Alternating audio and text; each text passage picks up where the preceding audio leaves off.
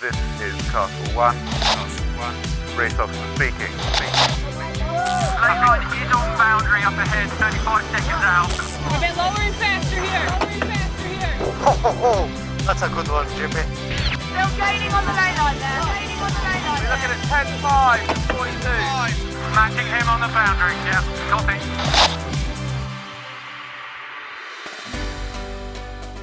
Welcome back, podcast listeners, and thanks for joining us for the second part of our chat with Swiss America's Cup team Alinghi Red Bull Racing. Obviously, if you're tuning in without having first listened to part one, then you know what I'm going to say. We talk to the team's lead helm and the man in charge of the sailing team as we get the lowdown on the team's resurgence in the world of the America's Cup. So check that out first. We've got plenty more chat from the team in this edition. But before we get going, if you're enjoying season 4 of the pod, then please do show your support at buymeacoffee.com/sailing podcast. It's easy to do, and your support helps keep us free from annoying ads. And if you've not already done so, then head over and buy us a coffee or two. If you've done so already this season, then many, many thanks.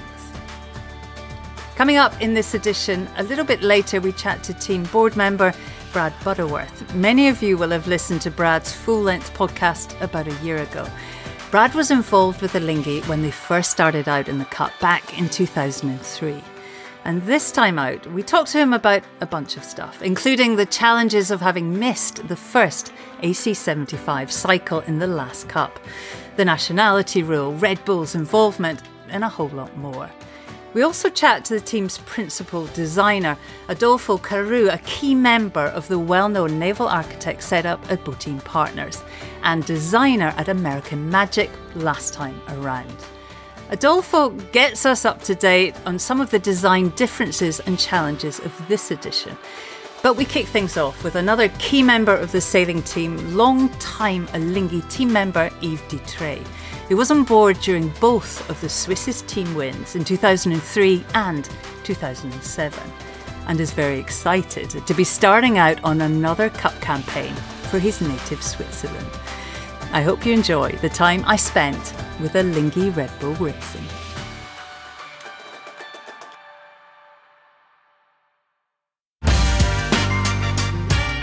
Everyone was behind us. They were watching the race in the middle of the night. What we saw in the previous America's Cup, the boats are already dinosaurs in a way.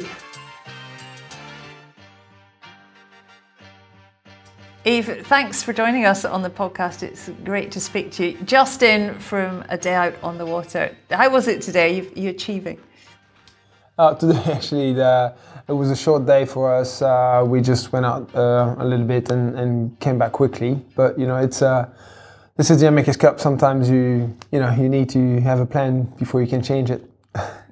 I can imagine. I mean, the team have spent a lot of time already out on the water here in Barcelona, and there's a lot of new faces in the sailing team. How exciting is it for you personally to be back on a Cup campaign with the team? Yeah, for sure. It is very exciting because the boats are very different than what I experienced in the past as well. You know, even if I've been foiling for many years now, these boats they are looking so cool. You know, looking at the past America's Cup, and you know it's also great to still be here in that new sort of rule with the 100% Swiss sailors. So that's pretty exciting as well. You know, it's like I had my opportunity, back in 2003, and it's glad to be here with the guys that have another opportunity. You've been with Alinghi, as they were previously, for a long time now. Just give us an idea of how long that you've been with the team.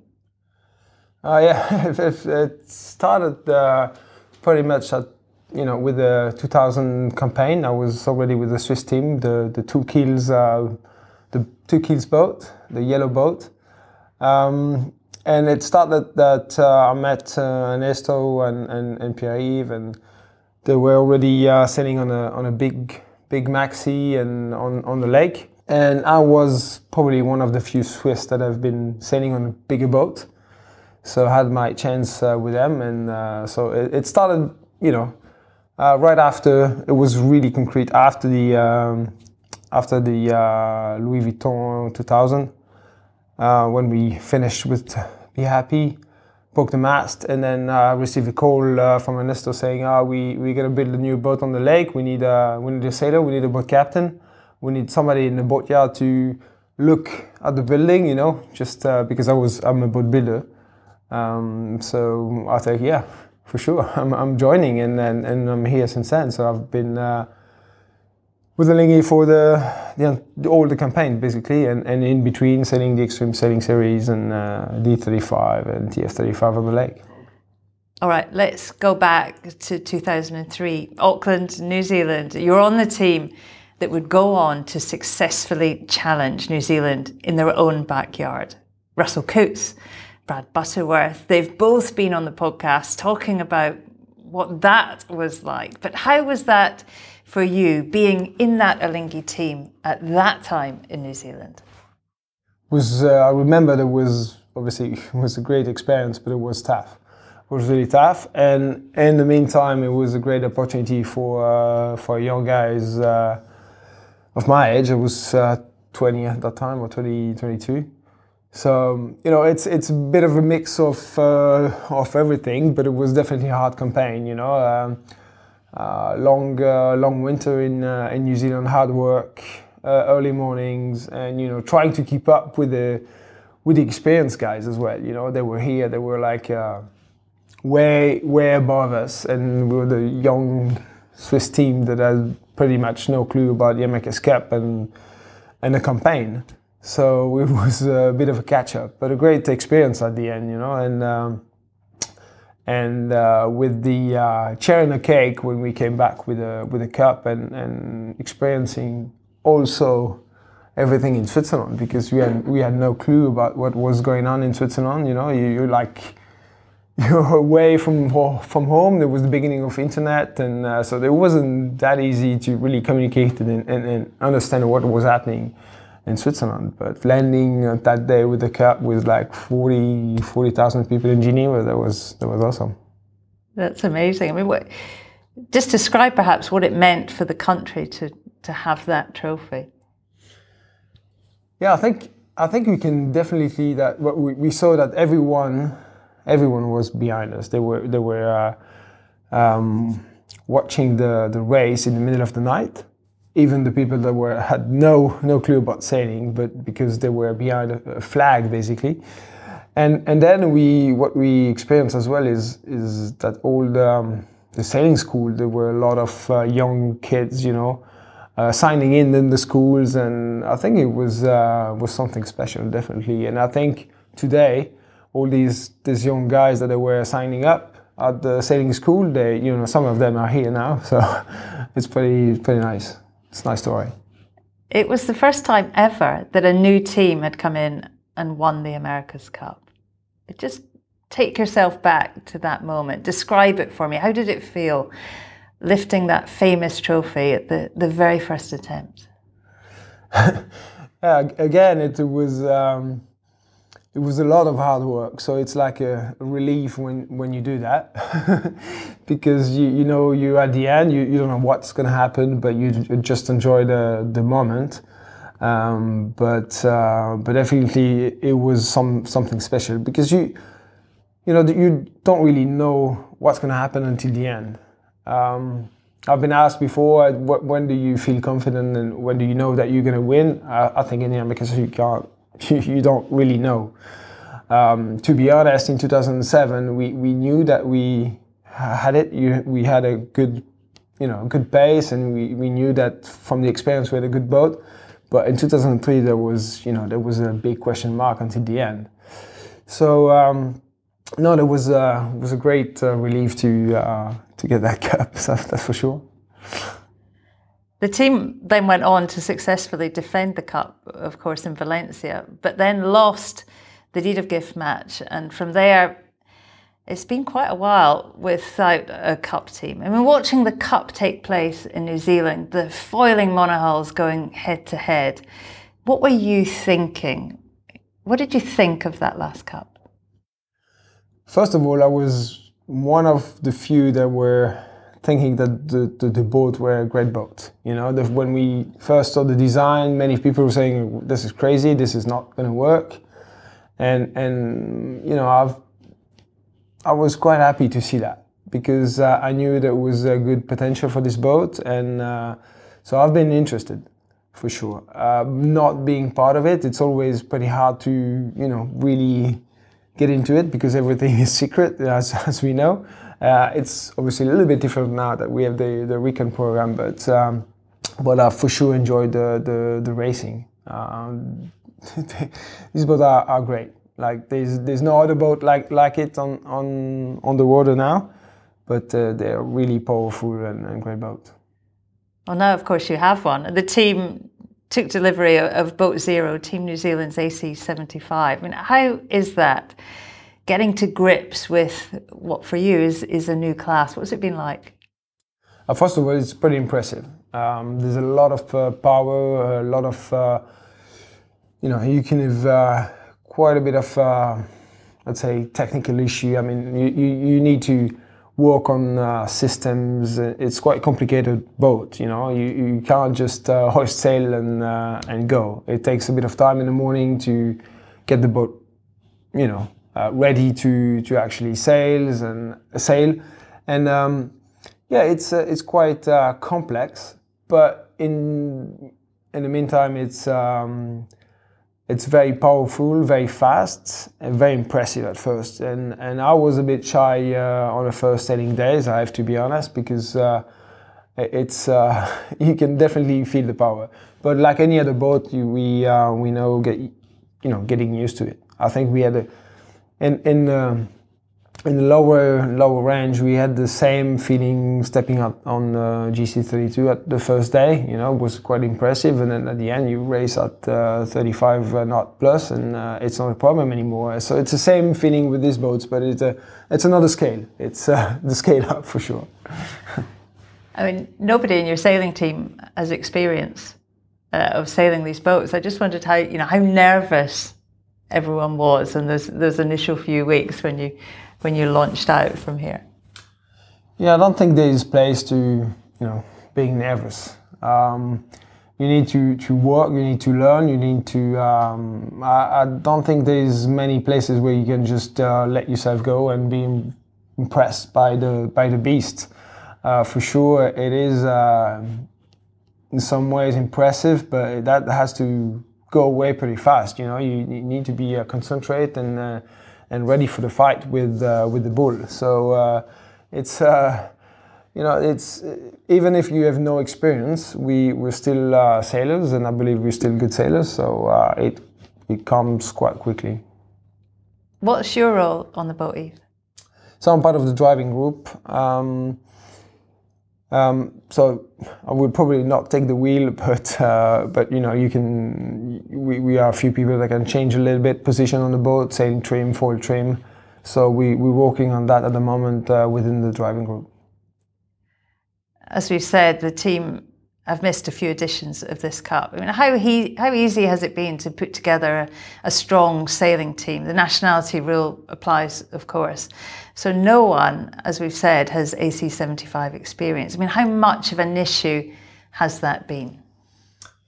Yeah, of course, we are catching up, and we will be catching up until the end. That's for sure. We don't have the 36th experience. That's where you need to build a team with knowledge from the past, and that's what we've been trying to do in the design team, but also with people like Dean Barker or Pietro Sibello, helping us a little bit around that, to try to improve pretty fast.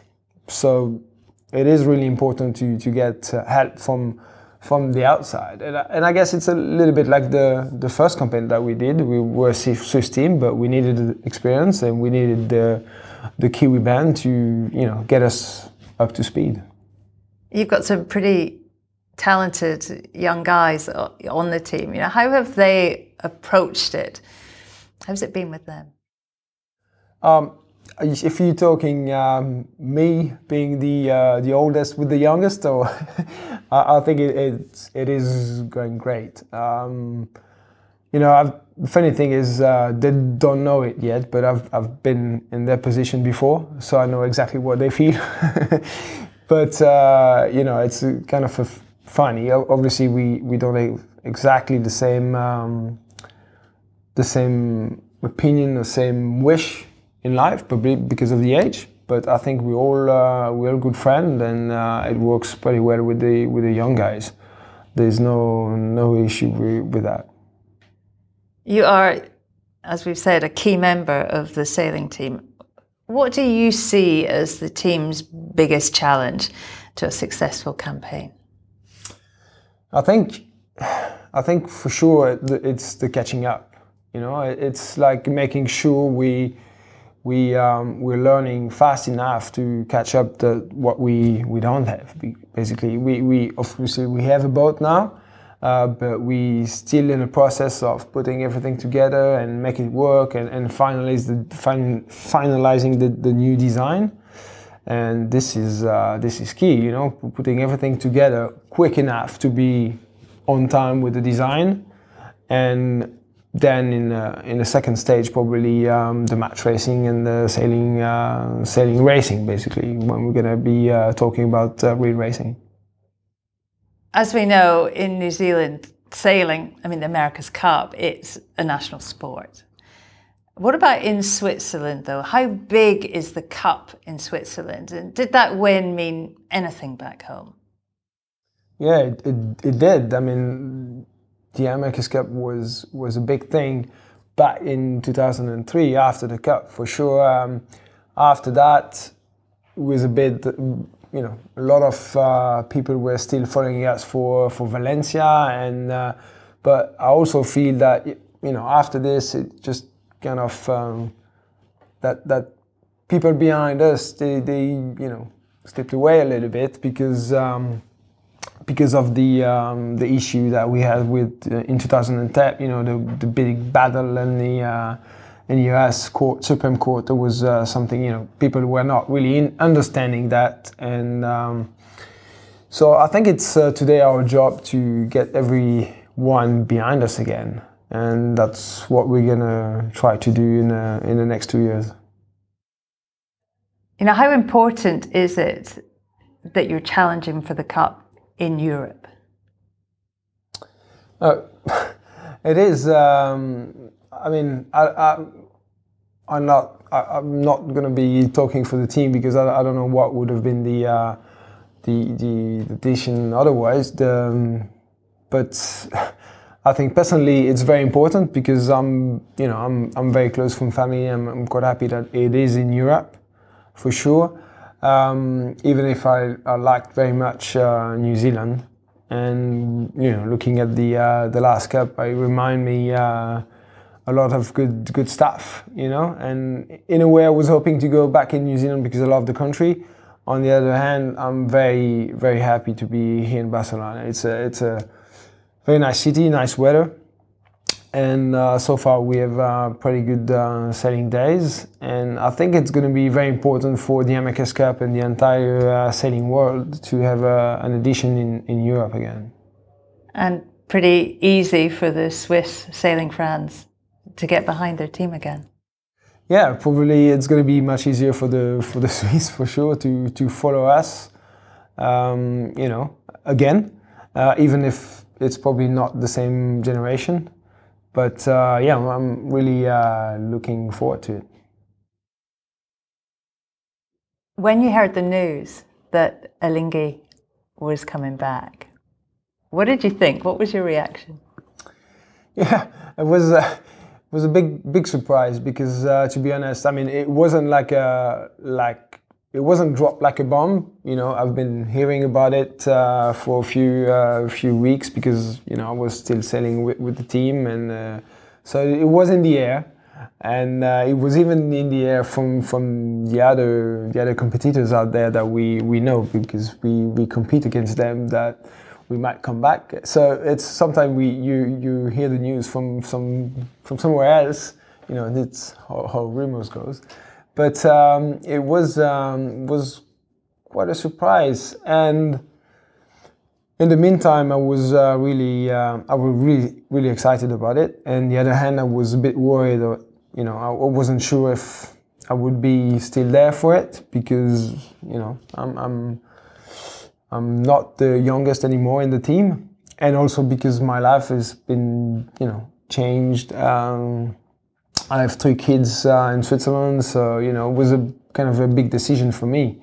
But at the end, it's you know, when you're a professional sailor, you want to race the America's Cup. This is there's nothing above it. So you want to do it. So that's why I'm here.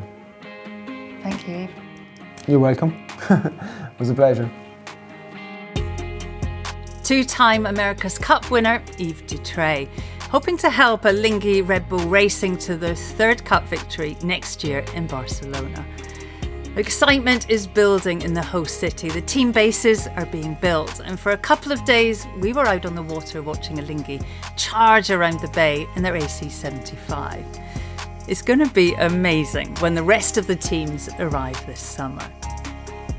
The AC75 was, of course, used for the first time in Auckland, and each team was allowed to build 2 boats. And Team New Zealand's first boat, the first AC75 to be built, now belongs to the Swiss team. Our next guest was instrumental in the design and build of 2 AC75s for American team American Magic. Part of the famed Botin Partners Naval Architects, Adolfo Carew is now heading the design team at Alinghi Red Bull Racing as they reinterpret the new rules and build just the one AC75 for the Cup in Barcelona.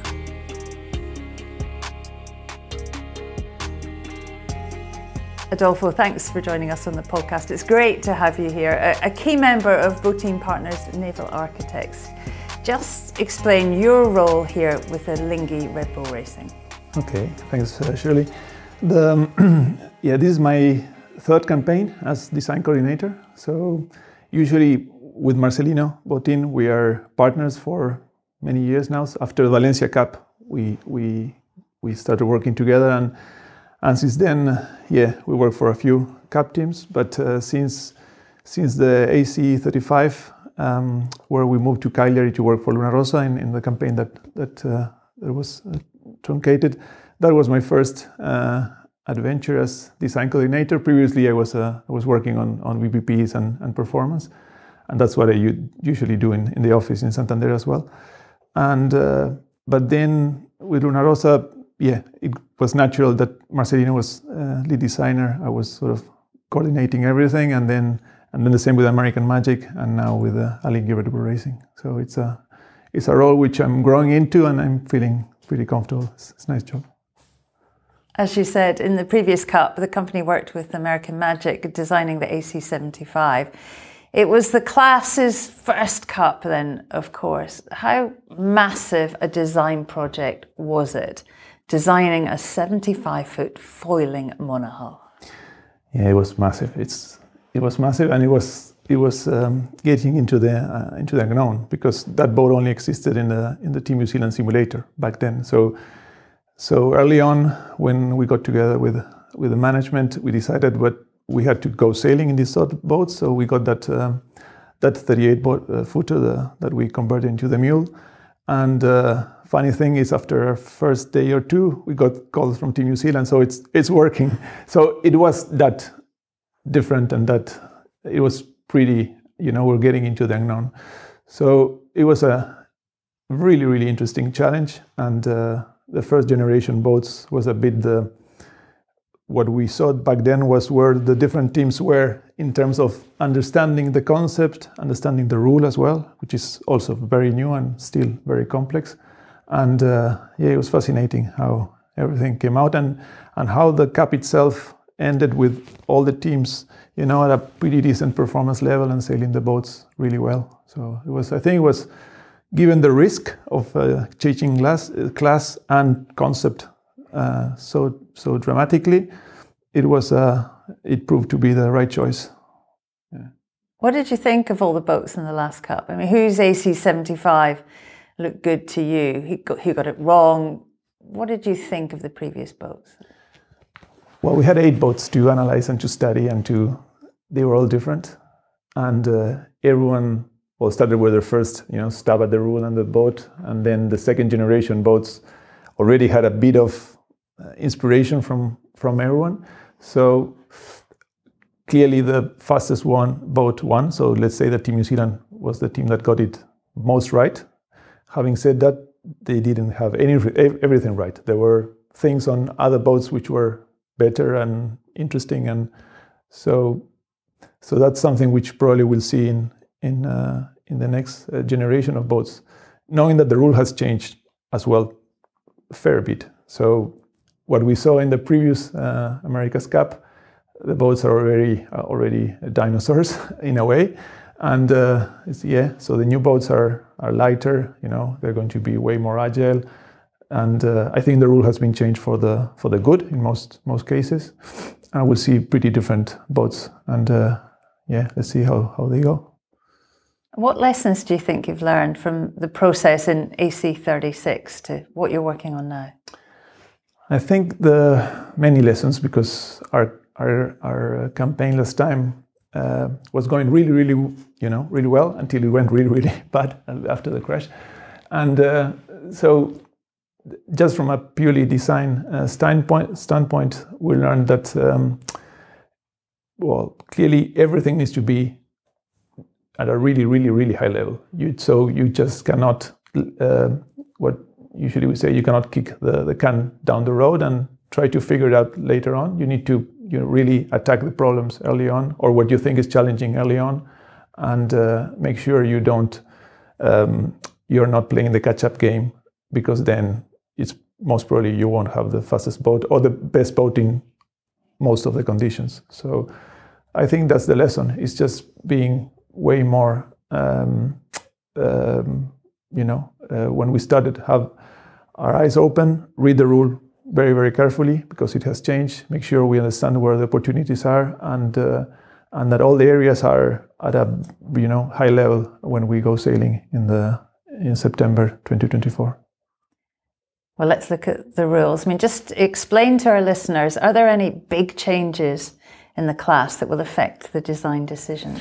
Yeah, there's big changes. Apart from the obvious ones, which are the boat is going to be lighter because of the foils are lighter, and then we have less crew, so it's going to be about 900 kilos lighter. That's already a big number. And then the wings are going to be longer span, so it helps the light air takeoff.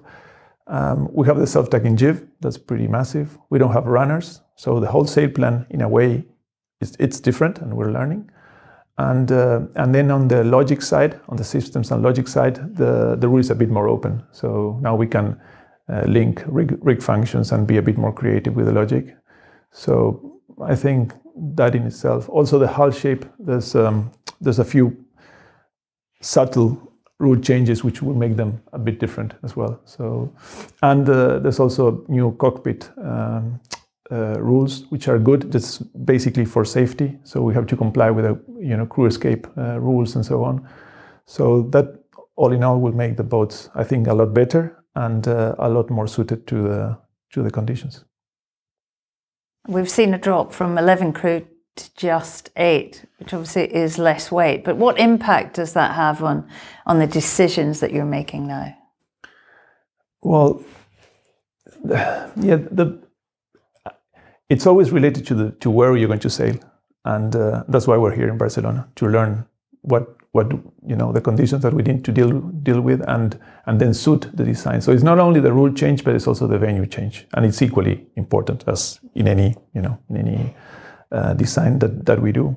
So right now, that's what we're trying to figure out. What is Barcelona? It's been a venue which, after the '92 Olympics, there has been an event here and there, but it's not a venue which is well known, especially in those months of September and October, and so that's why we decided to move, straight away. It was an easy decision for us. We didn't have a base. We were in Switzerland, and we had to move somewhere. The decision came when we came here. But I think it's good. It's a pretty specific venue, and we need to make sure we suit our design for it. I'd sailed here in the Olympics all those years ago, in the summer, of course, but you know, it's not an easy, straightforward venue. What are your initial thoughts of the venue, and how big a factor is that in optimizing where you go with the design? Well, first, without giving up too much, of course, in all the previous America's Cups since Valencia, actually, the conditions have been a bit more predictable, a bit more stable. The sea state clearly has been non-existent. It's been flat water venues, and here in the Med we have, you know, it's an open course, and so you have a bit more swell, a bit more chop, and that's a challenge. And you have the wind conditions are pretty variable. So I think everyone's aware that the sea state has added another dimension, big dimension to the problem, a fascinating dimension, because we're all, you know, pretty, I guess all the design teams are quickly catching up on their design tools, because now we have to account for waves, which is something which we didn't have to do as much last time. So that's what's been disruptive, I think, this time around. Is a new venue which nobody knew much about in a tricky months, because it's after the summer. So then the winds get even more unpredictable, like we saw last September with the TP52s racing here, and you know, there's no wind at all. And so yeah, we're learning. We're still learning. We have time to make some decisions, and that's why we're sailing so much on the 75 and now the 40, but especially on the 75. My memories of racing here was that the waves never really lined up with the wind. Yeah, exactly. I can imagine that's a nightmare for a designer. Yes, exactly. Adolfo, it's a cliche in the Cup, isn't it, that you never have enough time. Maybe give us a sense of the scales involved. Let's take foils, for example. How long does it take once you sign off on a design decision to build and then take delivery of a set of foils? Yeah, we're getting better, but still it's months. Could be between 4 to 6 months. Depends on how.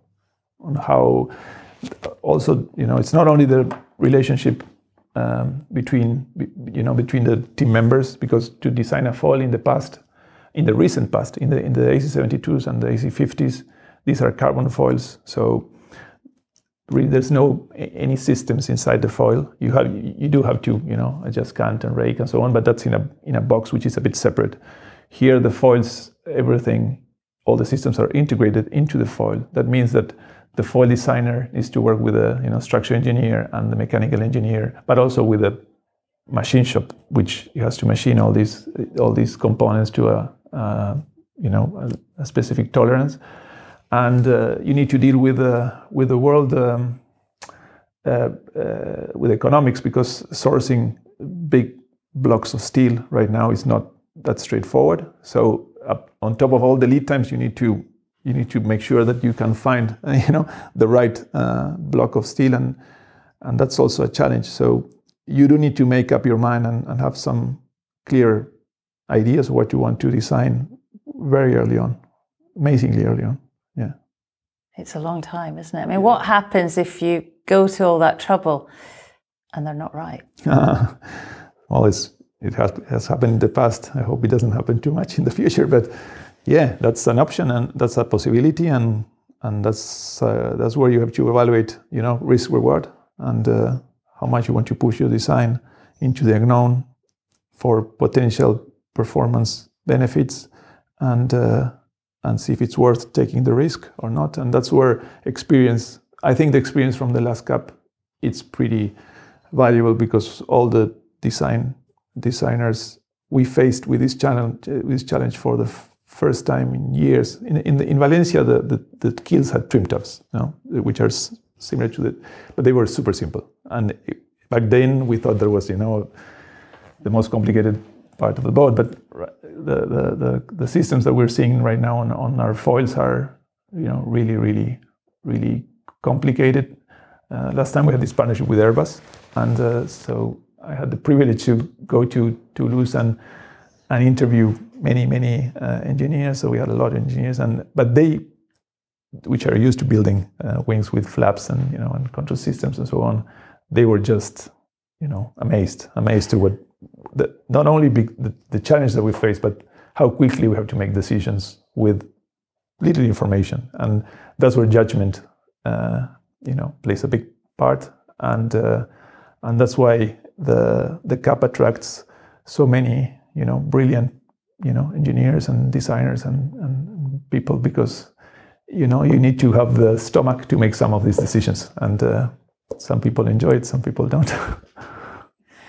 Obviously, Alinghi Red Bull Racing have a degree of collaboration with Red Bull's Formula One setup. Can you tell us what that collaboration is? I mean, how closely do you work with the F1 guys? It's pretty close. But just to clarify, the Formula One team, it's set up to win the Formula One World Championship. So that's their first objective. Alinghi Red Bull Racing, we're here to win the America's Cup. So there's this company sort of in between, which is called Red Bull Advanced Technologies, which has a lot of Formula One or ex-Formula One engineers, or it's just like a sister company. So most of the collaboration happens with Red Bull Advanced Technologies, and there again we have a lot of projects. This cup is about you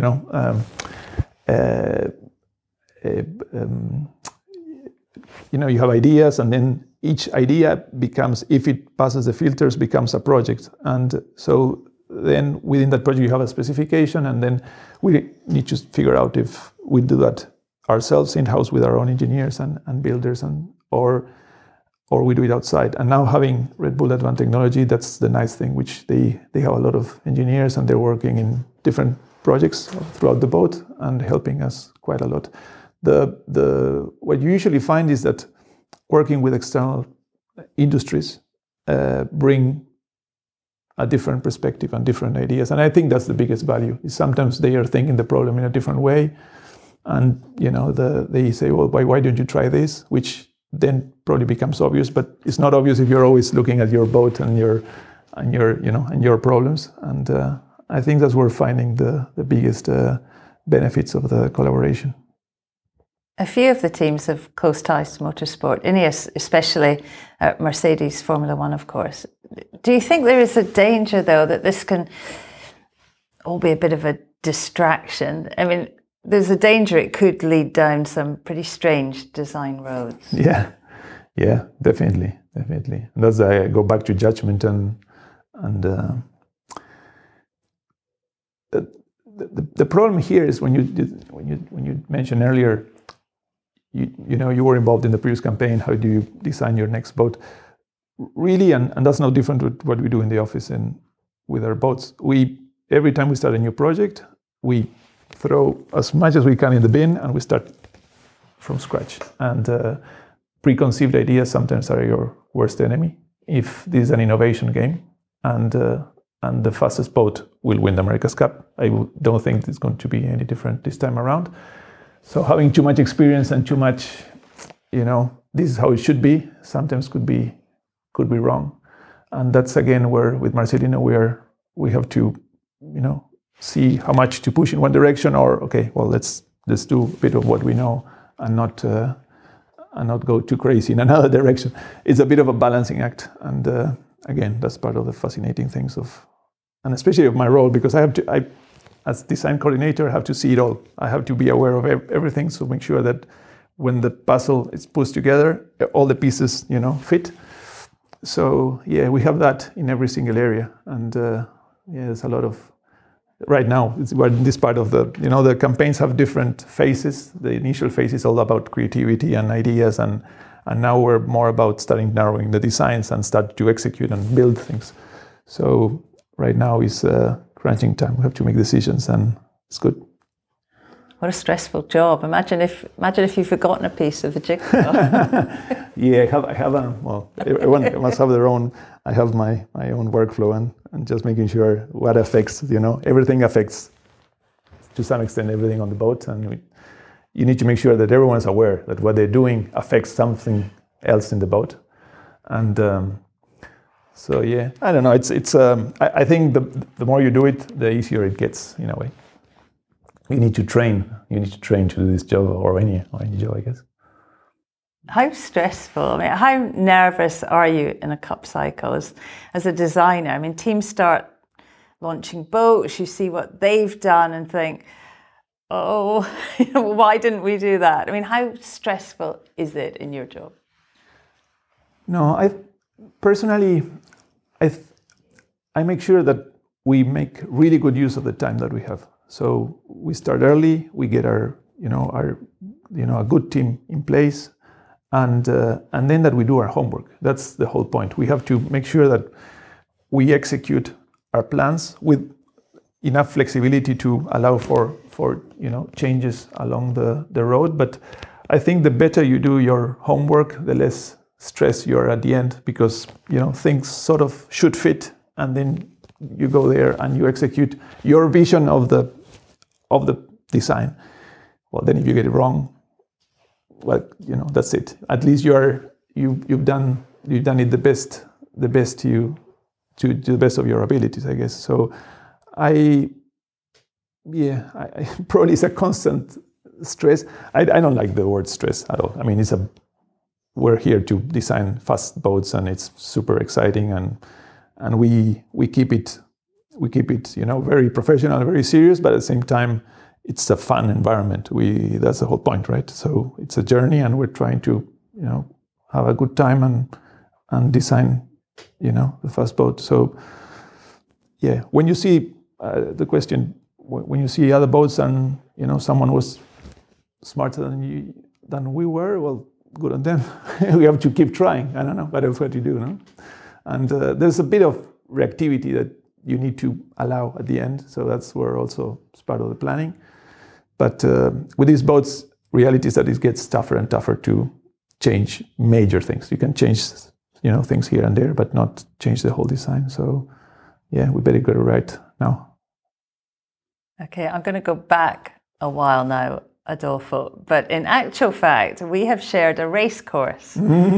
Sydney 2000, I was sailing the Europe class to a gold medal. You were competing for Uruguay in the laser class, sailing on the same course as us. Ben Ainsley won gold in that laser regatta. Paul Goodison was his training partner. Tom Slingsby was famously watching the racing as a 15-year-old fan from the headland. Francesco Bruni was racing for Italy in the 49er. 23 years ago, if I'd have told you you'd be designing 75-foot foiling monohulls, and those guys would all be racing around at 50 knots, what do you think you'd have said?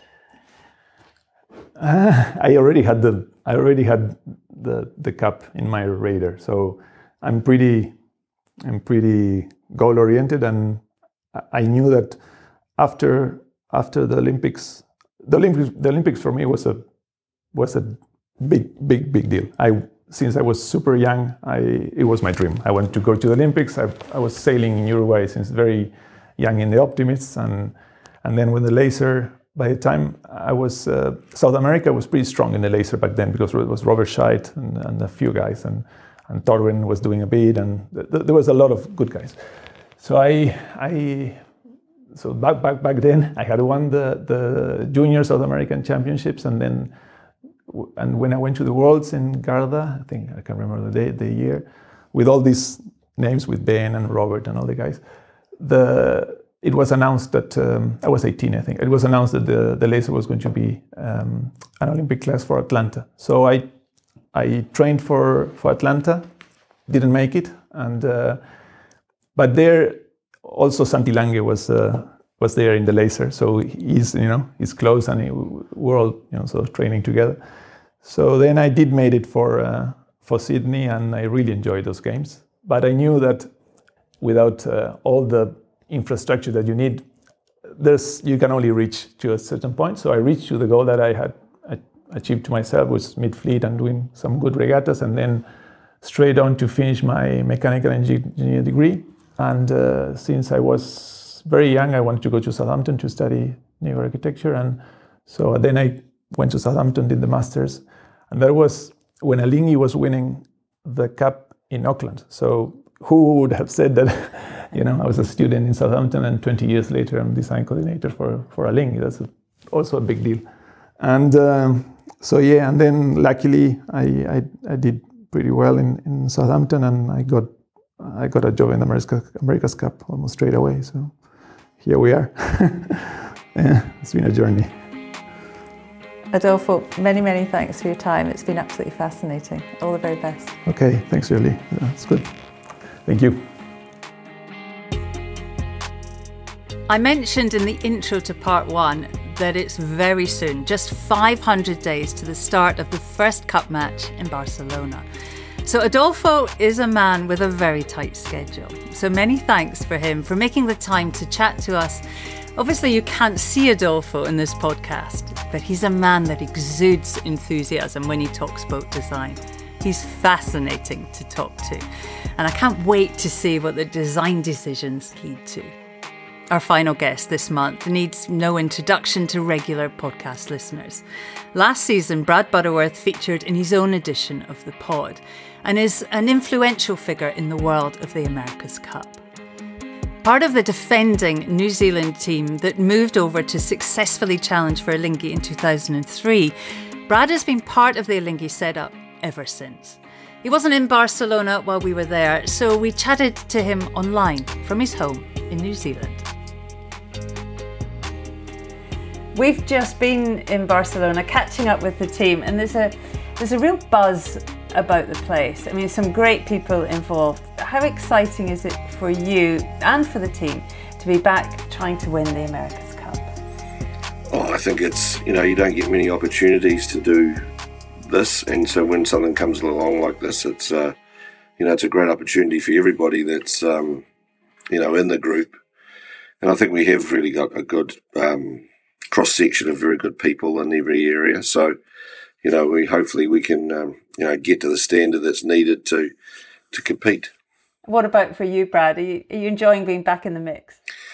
Yeah, well, I'm sort of always watching it, but I like to think more of a student of the game. So I love the sport, and I love that sort of side of it. And so, yeah, I really am enjoying it, and I'm going to, I think, spend quite a bit more time in Barcelona and see what happens.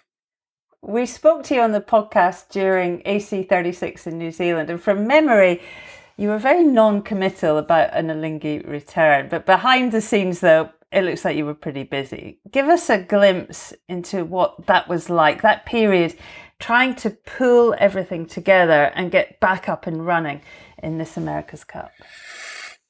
Well, I guess for the last America's Cup, I was sort of fortunate that I wound up doing some work with Prada, more on the event side of it, but just gave me total sort of immersion with the teams, be able to see what was going on and see who the people are, and, who we could sort of work with as it went on. So, yeah, we're just looking at that and trying to decide what's the right sort of mix. And also, you need, a guy like Ernesto to really commit to it. And, he's got to, not just financially, but sort of, in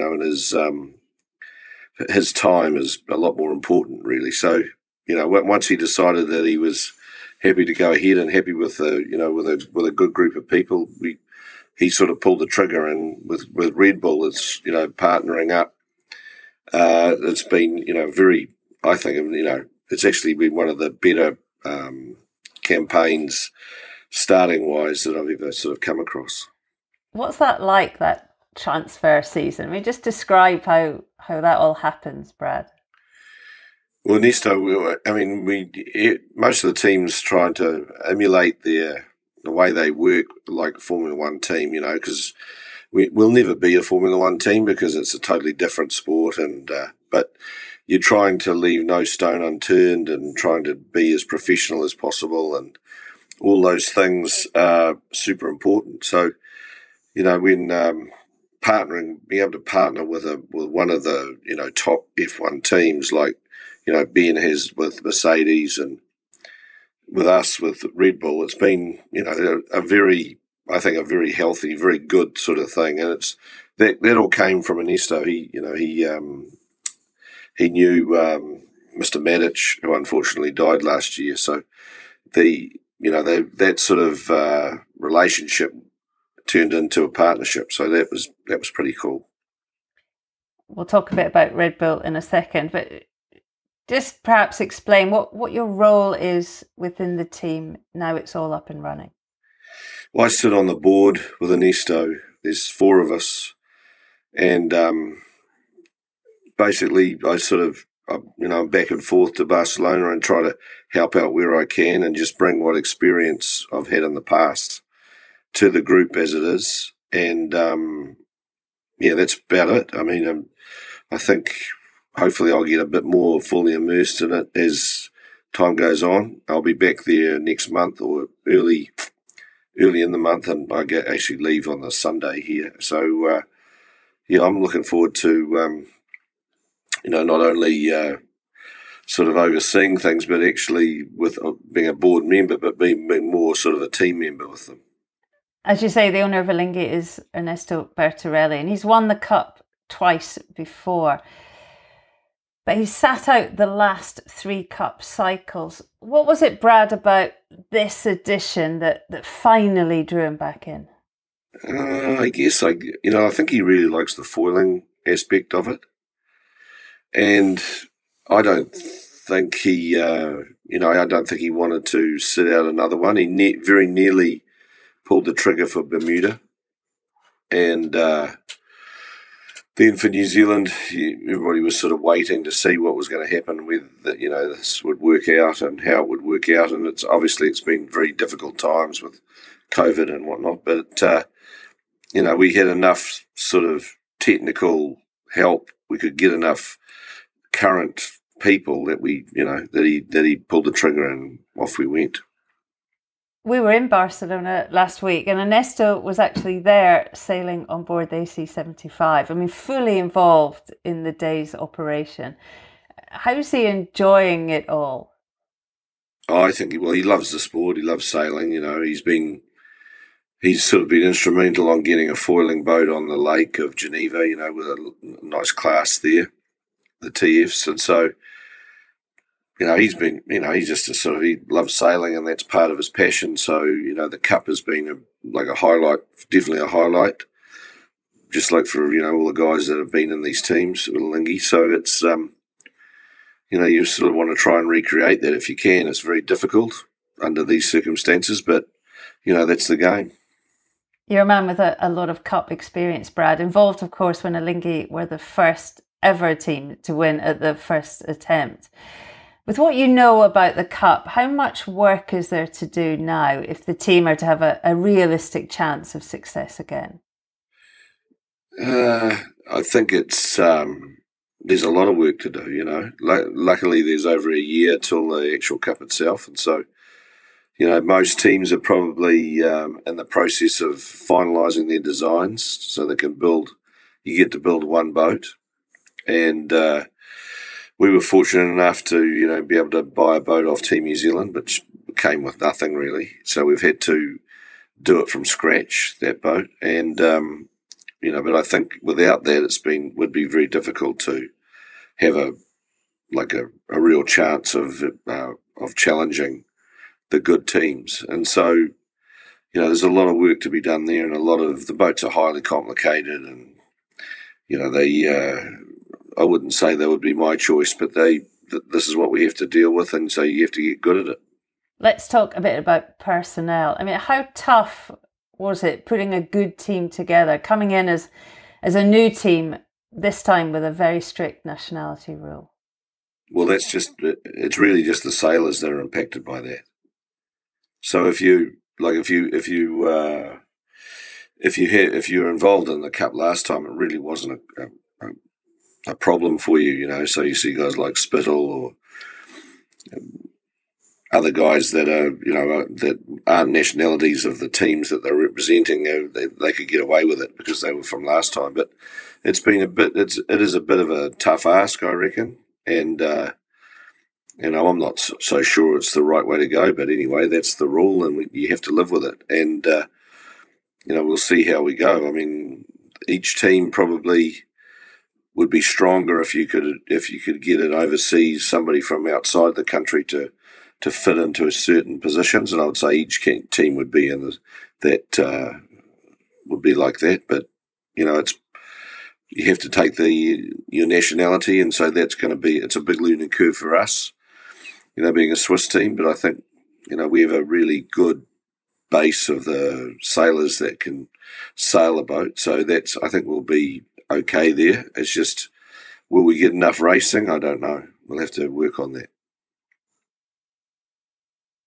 Let's quickly talk about Red Bull. I mean, they're not a sponsor, which I guess most people think they are. They're a 50% partner in Alinghi Red Bull Racing, and they're an entity with a lot going on in sport across the spectrum, from Formula One to snowboarding. I mean, what is it about the Cup, do you think, that meant they wanted to get involved?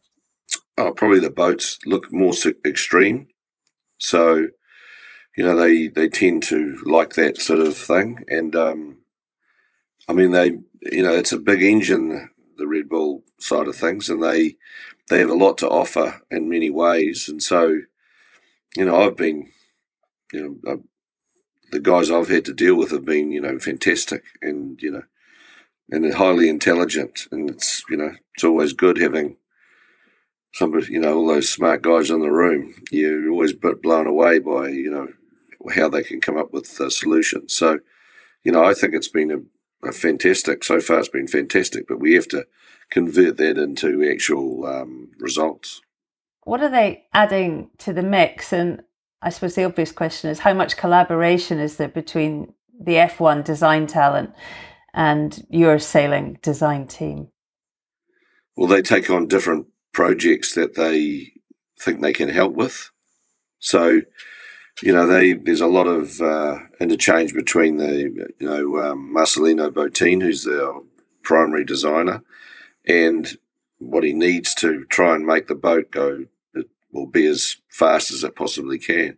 And so they like I say, they're involved in a lot of parts of the design part of the team, and and the sailing side of it too. So they bring a lot more, I guess, technology, and some of it is applicable to sailing, some of it's not. And so you just have to really pick out which parts are the best parts for them to get involved in, and they work it out too. They don't know about some things, and they know a lot about other things. So yeah, but I would rather have them with us than being up against them. That's for sure. There is a danger, isn't there? Especially in the early days of going down kind of rabbit holes when you bring in designers. Yeah, definitely. Everybody's got different. And, the Cup is super design orientated now, more so than ever before. The design teams are huge, and the design budgets are huge. And, the sailing side of things has taken not a back seat, but it's less staff than it was historically. One thing that was pretty obvious when we were there is that there's much youth and enthusiasm in the team. I mean, is there an expectation that this team will be in the mix come next October, or Brad, is this a longer term project? No, I don't think so. I think we have to be realistic, and we have to have a chance of winning. And there's no I wouldn't do it otherwise, and Ernesto definitely wouldn't do it. I don't think he's actually looking forward to past the end of this Cup. This is very important to first get to the America's Cup and then have a chance of winning it. So, there's a lot of good challenges there now, and a lot of smart guys involved in other teams. So, the Challenger Series will be a lot stronger than it was probably last time, and that will only help the Challengers in the long run. I'm sure you've been keeping a close eye on the opposition, and it's a bit easier now, isn't it, with Central Recon? I mean, who's been impressing you so far when you look at the other teams? Well, the other team, like the teams from last time, have all got their programs. We're always going. American Magic, no problem to sail in Pensacola with their big boat, and Also with the 40, Prada has built a boat of their own. Ineos is a bit different. They don't use their boats from last time. They've just built a test boat that they are using for for everything, I think. But, the actual Defender, because they have, such a huge depth in everything that they're riding the rule, they're running the regatta. They've got a huge advantage, I would say, and they'll be the toughest to beat by far. And for you, Brad, you've seen the team racing around in Barcelona in the AC75 and also the AC40. I mean, do you miss being on board? I mean, what are your thoughts on racing these amazing monohulls? Definitely not. I've got no interest. It's like a go-kart. I think it's not for me. I'm sailing in, bigger boats with pulling sails up and down, and the boats are in the water. And these are a totally different concept. And okay, they are boats and they have to be sailed, and it's a sailing regatta, that's for sure. But it's a totally different thing. I don't think there's hard corners or confines on the course size. There's no sail changing at all. And so, tactically the boats are probably actually quite easy because it's, the boats are at high speed. And so I don't think starting hasn't been a problem for the boats, and when getting around the course, it's really just, keeping that flight time at 100% and not making any mistakes. So, I don't think it's easy. I think it's pretty hard. And I think the guys that are sailing the boats are, highly talented in that respect. But it's, it's not definitely not my sort of sailing. Brad, well, there's exciting times ahead, isn't there? Many, many thanks for your time. Hopefully we'll speak again. No problem, Shirley. All the best, eh? Brad Butterworth, rounding off a fascinating series of interviews from the team at Alinghi Red Bull Racing in Barcelona. It's exciting. Mid-Cup cycle, new AC75s being designed and built around the world. We're hoping to bring you more from the world of the America's Cup over the coming months.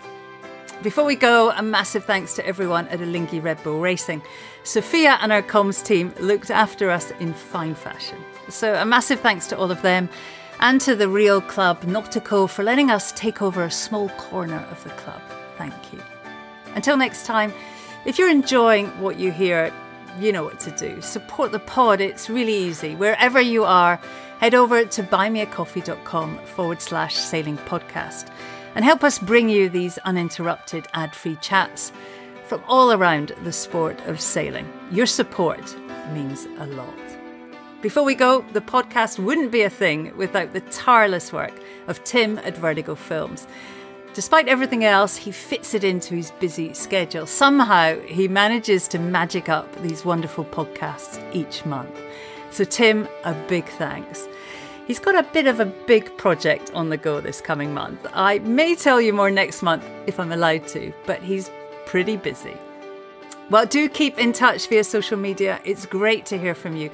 Whether you're telling us where you listen to the pod, have some ideas on who you'd like to hear from, or just saying hello. I'm Shirley Sail on Instagram and Twitter, Shirley Robertson on Facebook, and it's great to hear your thoughts on the podcast. That's all from us this month. Thank you so much for listening. Have fun on the water and sail safe, everyone.